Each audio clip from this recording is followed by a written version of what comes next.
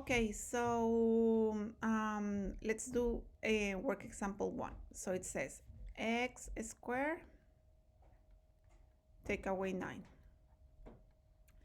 So hopefully you will be identifying that this is a difference of a square because I have the first term, which is a square, which is very obvious, but I also know that this 9 is 3 squared.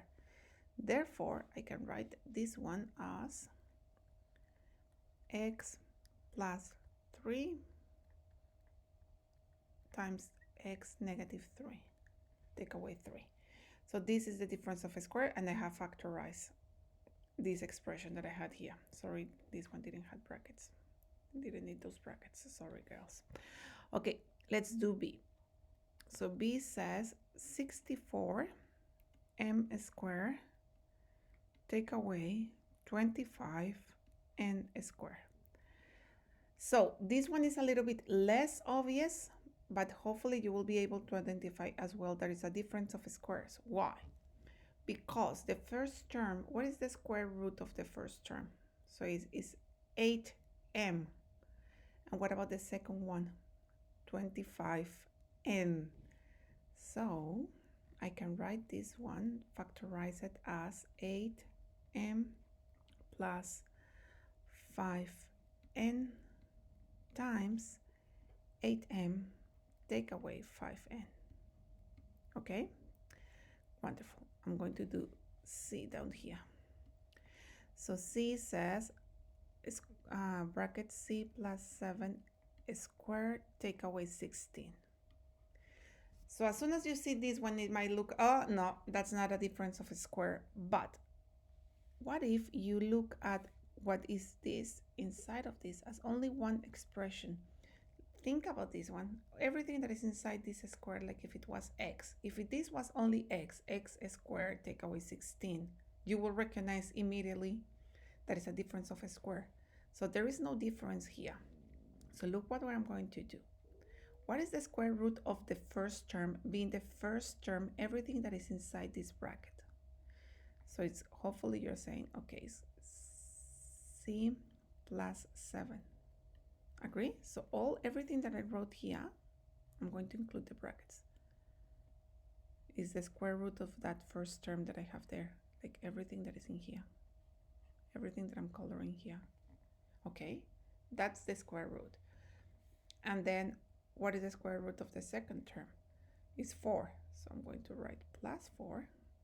I'm going to close this big bracket, and then I'm going to do the same one on the second bracket. C plus 7. And this time take away 4. Okay, and now what happens? I can simplify what I have inside of these brackets. Okay, so this can be written as C plus 7 plus 4. I'm just rewriting it. I'm just taking those brackets. I just wrote it here so it was very clear for you what the first term was. And then in the second bracket is C plus 7 take away 4. Okay, and this is equal to C plus 11. And this one is C plus 3. And that's my answer for that one. Okay, wonderful. Let's do D. I'm going to do D down here. So 3x squared take away 48.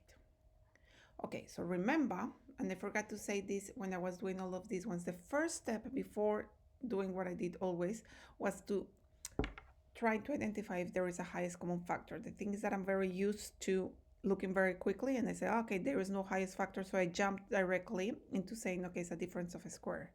The same with all of these ones.